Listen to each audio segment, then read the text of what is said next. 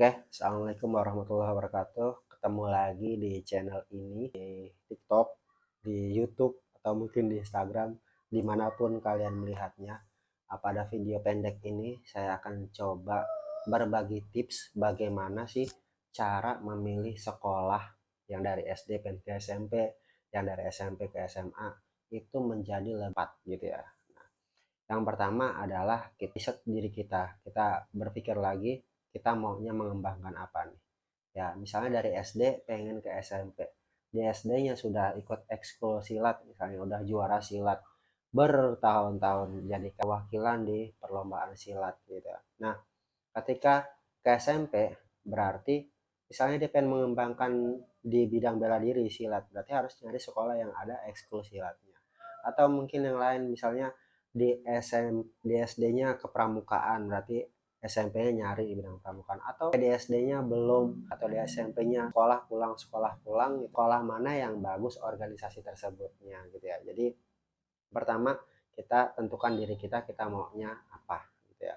Nah, bagi para orang tua coba cek lagi tuh gitu ya. Kalau anaknya larinya di bidang misalnya ekskul ini, ekskul A, berarti cari sekolah yang punya ekskul A atau ekskul B. Atau mungkin pas SD-nya belum berikut ekstrakurikuler manapun, berarti pas SMP-nya gitu ya bagus nih gitu.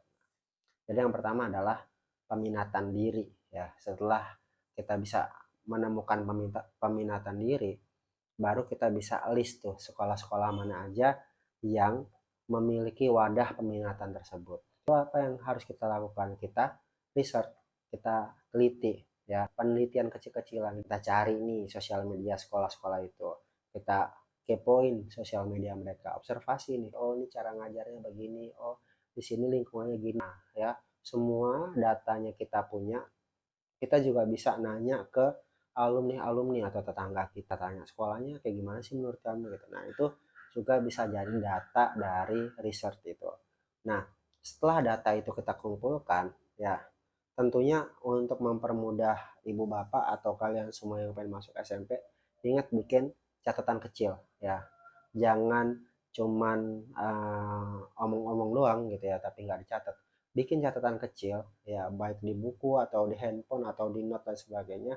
Silahkan bikin catatan kecil terkait tentang sekolah-sekolah yang kalian riset. Rankingan itu bukan berdasarkan hasil nilai TKA. Jadi rankingan itu ke potensi yang kita miliki ya, bukan rankingan berdasarkan hasil TK. Setelah ada rankingan gitu kan, nah baru nih kita bisa menentukan prioritas mana nih sekolah yang ya akan kita pilih nanti ketika kita masuk ke jenjang selanjutnya. Balik lagi ke diri kita terakhirnya ya, kira-kira kalau kita masih menganggap sekolah itu realistis, aja ke sekolah itu kita coba mendaftar gitu ya.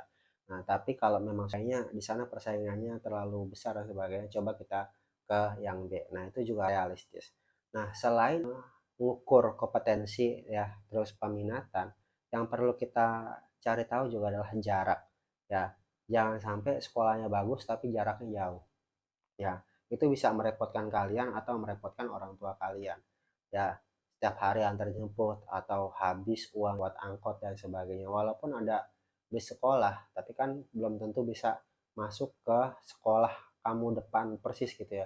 Jadi kamu harus memakan waktu, memakan tenaga, menguras emosi gitu ya. Jadi sepanjang perjalanan itu nunggu itu kan bukan bukan sesuatu hal yang mudah ya, apalagi di Jakarta itu macet adalah salah satu kendala dalam bidang transportasi. Nah, itu ya.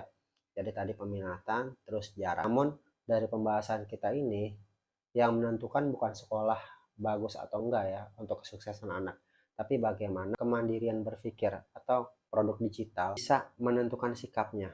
Ya. Kadang ada anak yang sudah di ya lingkungannya bagus gitu ya, terus fasilitasnya bagus, tapi ya karena dia mager gitu ya, akhirnya ya mager-mager aja, hasilnya juga biasa-biasa aja. Tapi ada yang anak sekolah di satu tempat yang mungkin fasilitasnya kurang, ya gurunya biasa-biasa aja, tapi anak itu punya ketekunan membaca ya, punya kebiasaan baik membaca dan tidak terpengaruh dengan lingkungannya gitu ya.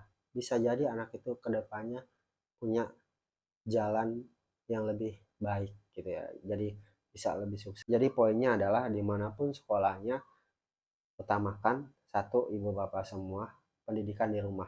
Pendidikan di rumah, kebiasaan di rumah itu akan mempengaruhi cara pandang anak di sekolah satu, dan cara anak mempertahankan kebiasaan di lingkungan.